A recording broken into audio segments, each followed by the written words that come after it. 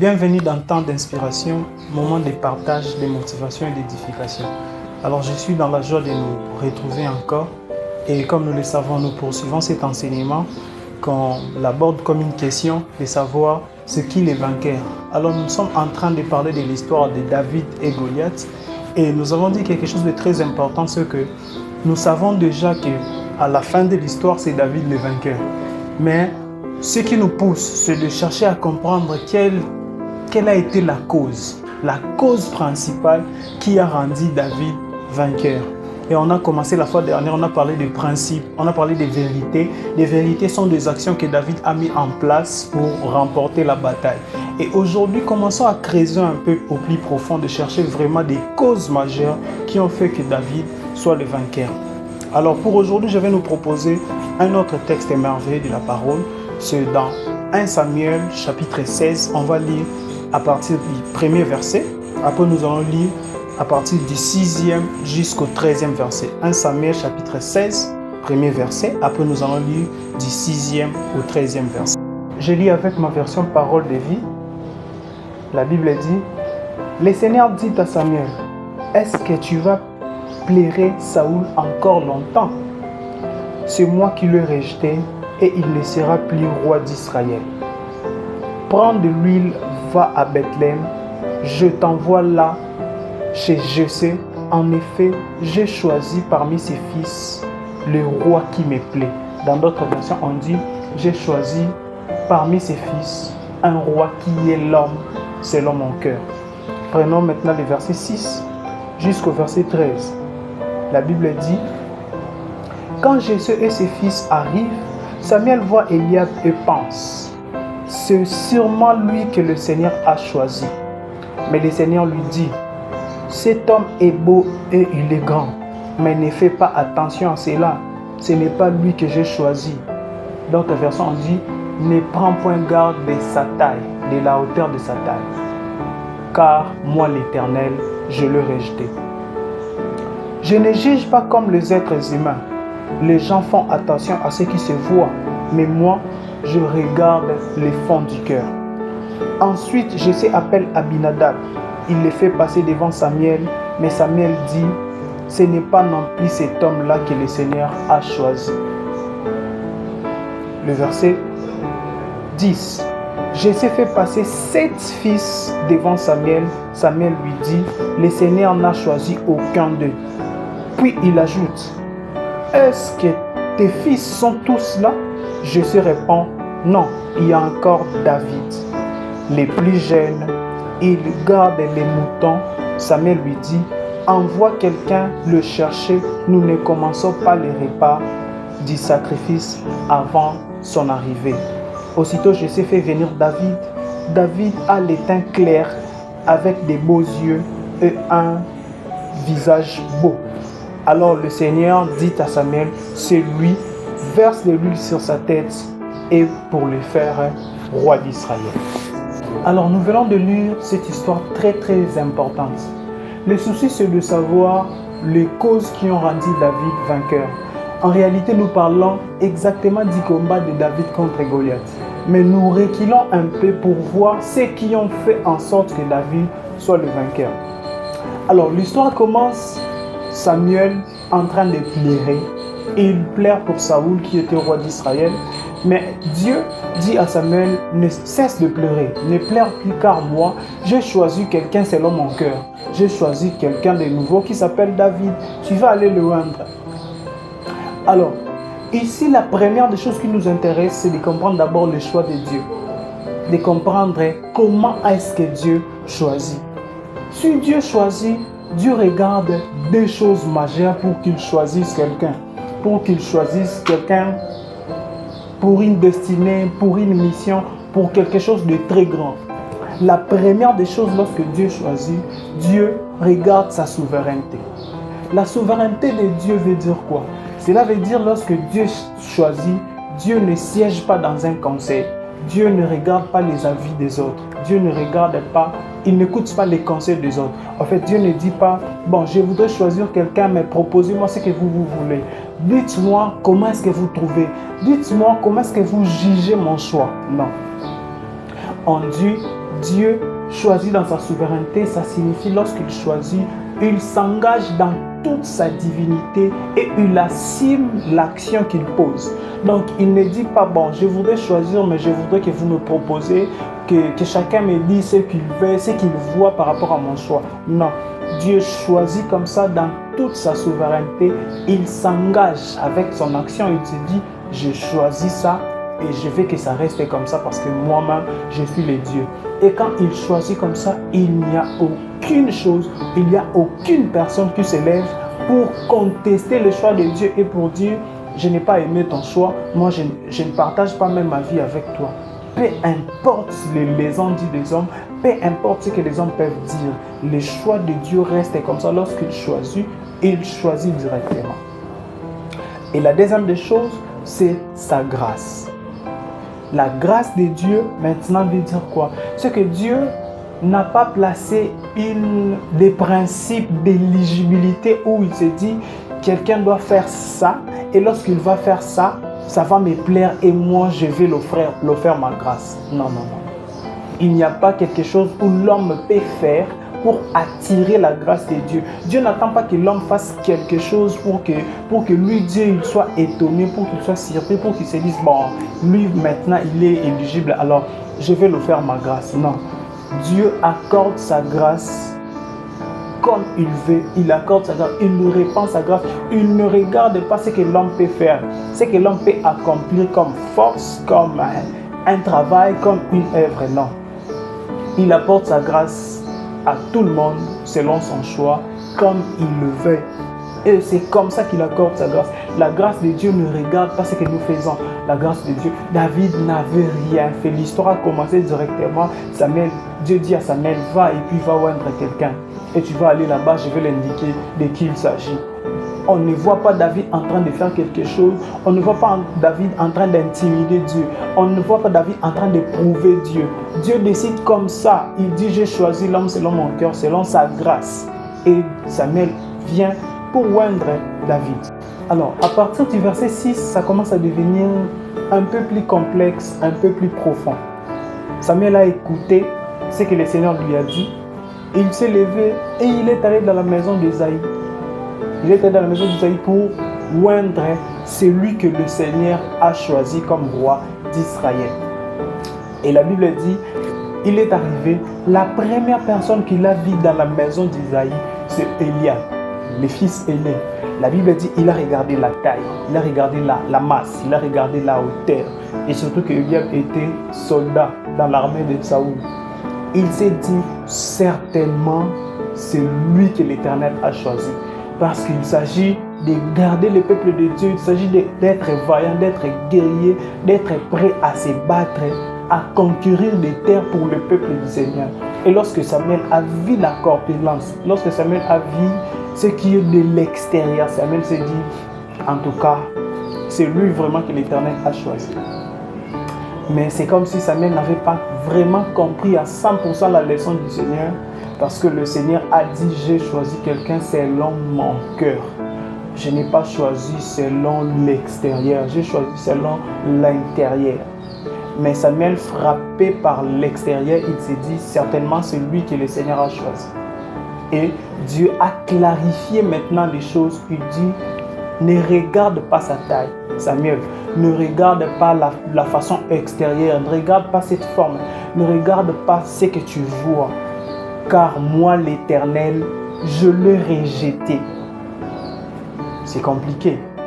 Au début, nous avons dit que le Seigneur, lorsqu'il choisit, lorsqu'il accorde sa grâce, lorsqu'il choisit, son choix est lié aussi à la grâce. Donc, cela veut dire, Dieu ne regarde pas. Il n'y a pas quelque chose que l'homme doit faire pour que Dieu se sente intimidé, pour que Dieu se sente impressionné. Il se dit, bon, parce qu'il a fait ça, moi je l'ai choisi, je l'accorde ma grâce. Non. Mais ici, Dieu dit, car moi l'Éternel, je l'ai rejeté. Ça signifie quoi? Ça signifie, il est passé dans mon élection, je l'ai regardé, mais je ne l'accorde pas ma grâce. Je l'ai rejeté. Dieu, mais est-ce que tu rejettes aussi? Lorsqu'il s'agit de la grâce, tu rejettes aussi? Oui, Dieu rejette aussi. Mais pourquoi est-ce que Dieu rejette? Parce qu'il s'agit de la grâce. Parce qu'il y a quelque chose de très important que Dieu regarde avant d'accorder à quelqu'un la grâce pour une grande mission. Je souligne bien, accorder quelqu'un la grâce pour une grande mission. Il y a quelque chose que Dieu regarde. C'est ce qu'il enseigne à sa mère. Il dit, l'homme regarde ce qui frappe de l'extérieur. Moi, je regarde au fond du cœur. Moi, je regarde ce qui frappe l'intérieur. Donc, ça signifie quoi? Ça signifie, avant que Dieu accorde la grâce, Dieu regarde la disposition intérieure. C'est très important.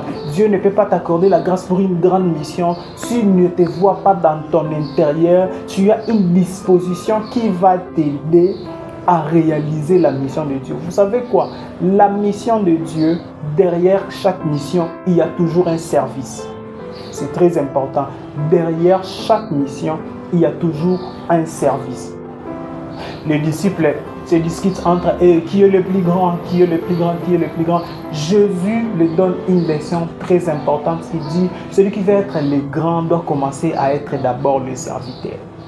Derrière toute grande mission, il y a toujours un service à accomplir. Alors, avant que Dieu te donne cette grande mission que tu cherches, avant que Dieu te donne cette grande mission que tu veux, Dieu va regarder d'abord la disposition de ton cœur. Dieu va voir, est-ce que ton cœur est prêt à servir? Est-ce que ton cœur est vraiment prêt à servir? Ton cœur est prêt à entrer dans le service pour aider les gens qui seront tout autour de toi, les gens qui seront derrière toi.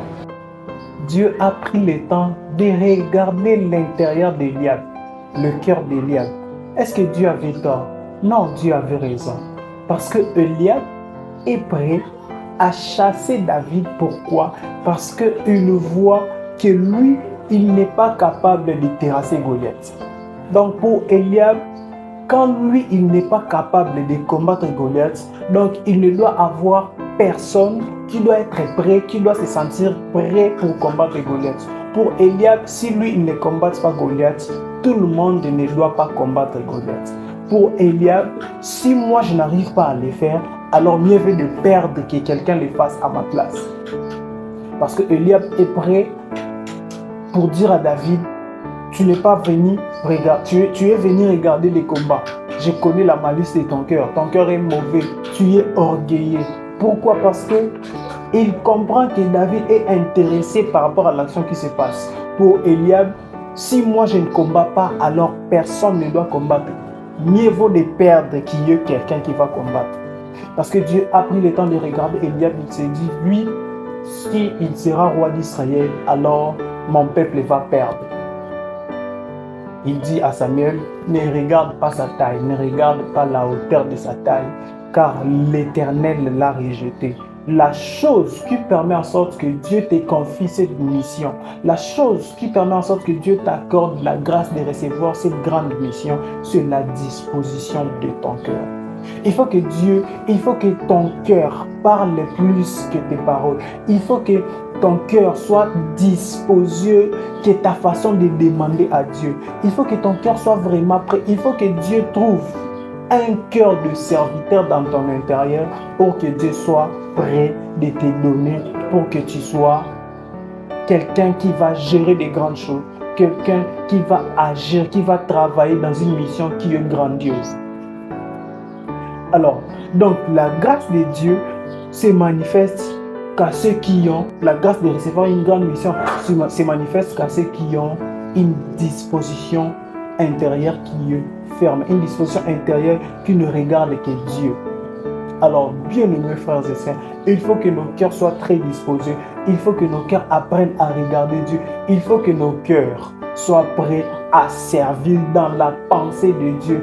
Pas que nos cœurs soient toujours prêts pour nous-mêmes. Pas que nos cœurs soient toujours prêts pour nos propres motivations. Il faut que lorsque Dieu regarde nos cœurs, qu'il trouve une motivation saine. Pire, lorsqu'il regarde cette motivation, il dit, en tout cas, moi, Dieu, je vais me glorifier par rapport à ce que je ferai dans la vie de cette personne que je vois. Alors, sur l'enseignement de choses intérieures, de la disposition intérieure, Jésus l'enseigne très bien. Prenons Matthieu chapitre 15, lisons le 10e et le 11e verset. La Bible dit, ensuite, Jésus appelle la foule et il dit aux gens, écoutez bien ceci et comprenez bien.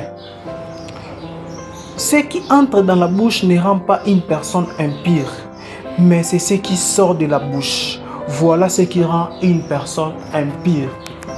Il dit, ce qui rend une personne impure, ce n'est pas ce qui entre, mais c'est ce qui sort. Prenons le temps de comprendre cela, ça sera très important pour nous. Alors, nous sommes dans le contexte où les Juifs sont en train de reprocher les disciples de Jésus. Pourquoi? Ils ne respectaient pas la culture, ils ne respectaient pas les principes établis, ils ne respectaient pas la tradition. Parce que la tradition, il faut laver les mains avant de manger.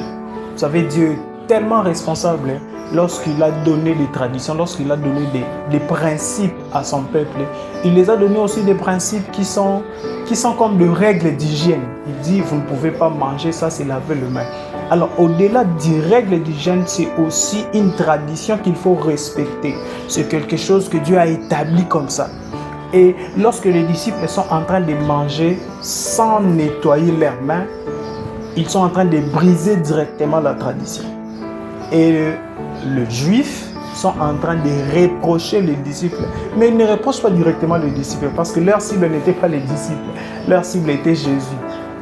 Ils reprochent directement. Ils parlent directement à Jésus. Ils disent, voilà, regarde tes disciples. Ils sont en train de manger sans nettoyer leurs mains. Donc, ils sont en train de briser la tradition. Ils ne respectent pas la tradition. Alors, ce qui est très important ici, c'est que Jésus va au-delà. Jésus commence à enseigner des choses qui sont fortes. Il dit, écoutez, alors vous, quand vous brisez la loi, qu'est-ce que vous vous dites? Vous dites qu'il faut honorer son père, il faut respecter son père. Il faut honorer et respecter son père et sa mère. Mais il y a quelque chose de très important. Jésus leur dit, il dit, mais lorsqu'il s'agit de donner, de bénir, de donner quelque chose à vos parents, qu'est-ce que vous dites? Je n'ai pas à donner à mes parents parce que j'ai donné à Dieu. Jésus les prend comme une façon de chercher à honorer la parole, à honorer les principes de Dieu qui est par la parole, pas avec la disposition du cœur. Voilà pourquoi il dit, il répète la parole d'Ésaïe, Ésaïe qui dit, ce peuple m'honore que de leurs lèvres, mais leur cœur s'est éloigné de moi. Ça signifie, il est en train de reprocher les Juifs pour leur dire, vous prétendez respecter la loi, mais alors que vos cœurs sont éloignés. Et il a commencé à enseigner maintenant les choses qui sont plus profondes. Il dit, écoutez, ce n'est pas ce qui entre qui rend l'homme impur, mais c'est ce qui sort de sa bouche qui rend l'homme impur. Et au-delà, au fond là-bas, il dit, ce qui entre va dans le lieu secret. Ça signifie ce que nous mangeons, nous connaissons là où ça part. Mais Jésus dit, mais c'est ce qui sort. Et il dit, parce que ce qui sort a pour source les pensées mauvaises. Il dit, si l'homme commet une action, il commet un acte ou il donne une parole mauvaise, cela a pour source intérieure. Donc Jésus est en train de dire, l'homme ne peut pas poser une action sans pour autant que cette action ait pour source son intérieur. Il est en train de dire que Jésus n'est pas en train de nier la règle d'hygiène, il n'est pas en train de nier la tradition, mais il est en train de dire que ce qui dérange, c'est beaucoup plus ce qui est intérieur. Ce n'est pas que je suis prêt à respecter la règle d'hygiène, je suis prêt à respecter la tradition pour protéger ma santé, mais je suis en train de détruire mon intérieur qui est plus que ma santé. Parce que si ma santé extérieure physique est en bon état et que mon intérieur est détruit, ma santé extérieure sera aussi détruite. Donc ça signifie quoi? Ça signifie, Jésus dit, il faut prendre le temps d'abord de bien gérer son intérieur pour permettre que toute sa vie soit en bon état. Frères et sœurs, il y a quelque chose qui est plus fort que ce que nous disons, quelque chose qui est plus fort que ce que nous faisons, quelque chose qui est plus fort que nos actes. quelque chose qui est plus fort que nos belles paroles, les paroles que nous disons à nos proches. Je t'aime, je veux que tu fasses ceci, je veux que tu vives ceci. Il y a des paroles peut-être qui font du bien, mais qui ne révèlent pas exactement l'état de son intérieur. Il y a quelque chose qui pèse, qui est plus fort, que Dieu regarde au-delà de nos paroles. Dieu regarde l'état de nos cœurs. Parce que Jésus-Christ est en train de dire, on ne peut pas poser un acte sans pour autant que cet acte ait pour source l'intérieur. Et il dit, s'il y a de maîtres, s'il y a des mauvaises pratiques, s'il y a des mauvais actes, s'il y a de mauvaises paroles que l'homme prononce, c'est parce que l'homme les conçoit depuis son intérieur. Alors, Dieu ne te donnera pas parce que tu demandes, parce que tu pries beaucoup. C'est Jacques qui le dit. Jacques dit, vous demandez mais vous ne recevez pas parce que vous priez mal. Vous priez dans le but de satisfaire vos besoins. Ça signifie quoi? Ça signifie, en fait, selon les hommes, ça sort comme une prière parce que les hommes vont regarder, vont voir que tu es en train de prier. Mais lorsque Dieu regarde les fonds, selon la forme, ça se voit comme une prière. Mais dans les fonds, Dieu regarde le cœur. Dieu dit, ça c'est une prière pour satisfaire son propre corps, sa propre vie. Alors je ne réponds pas à cette prière. Dieu regarde d'abord nos cœurs. J'aimerais encourager tous ceux qui veulent recevoir de grandes choses, de grandes bénédictions de la part de Dieu. Tu as besoin que Dieu te bénisse, que tu deviennes une source de bénédiction, que les gens dépendent de toi. Ce n'est pas mauvais, c'est bien. Mais Dieu est en train de regarder ton cœur. Est-ce que tu seras une bénédiction pour les autres? Est-ce que ton entourage sera prêt à bénir le Seigneur par rapport à ce que Dieu fera avec toi? Est-ce que les gens seront prêts à accepter ta bénédiction? Est-ce que tu ne deviendras pas une occasion de shit? Est-ce que tu ne deviendras pas quelqu'un de dérangeant dans la société? Est-ce que tu ne vas pas te faire voir? Est-ce que tu ne vas pas souffrir les gens qui sont autour de toi? Dieu est en train de regarder d'abord. Alors, avant de chercher à recevoir, prends le temps de traiter ton cœur, de rendre ton cœur disposé, de rendre ton cœur, que ton cœur devienne un cœur d'un serviteur, que tu sois prêt à servir le Seigneur, que tu sois prêt, que tu te dises, si le Seigneur me donne aujourd'hui, il va trouver intérêt dans ce qu'il va me donner. Est-ce que tu seras même prêt à travailler selon la pensée de l'Éternel? Est-ce que tu seras comme Abraham, même lorsque Dieu me donne le Fils unique, quand il est prêt, quand il demande, il me dit, je vais récupérer ce Fils unique. Est-ce que tu seras prêt de monter, d'aller jusqu'à la montagne pour céder le Fils unique? Et lorsque tu vas arriver, Dieu va dire, non, ce n'est pas le Fils unique que je voulais. Je voulais la disposition du cœur. Je voulais voir si vraiment tu seras prêt. Est-ce que tu seras prêt? Aujourd'hui, j'aimerais que nous ne clôturons pas par une parole d'encouragement, mais que nous clôturons avec une prière. Alors je prie au nom de Jésus-Christ. Je prie pour ton cœur, je prie pour mon cœur, que le Seigneur nous rende disposés, que nos cœurs soient prêts à accepter, à entrer dans la volonté du Seigneur, à travailler comme les fils bien-aimés. Que pour nous, que nous ne regardons pas seulement la grande mission, la grande bénédiction, cette grande destinée que nous pouvons recevoir, mais que nous regardons d'abord l'état de nos cœurs pour bien recevoir et bien utiliser ce que le Seigneur va nous donner. Ce qui est plus important, c'est de faire les bons usages. Ce qui est plus important, c'est être un bon et fidèle serviteur.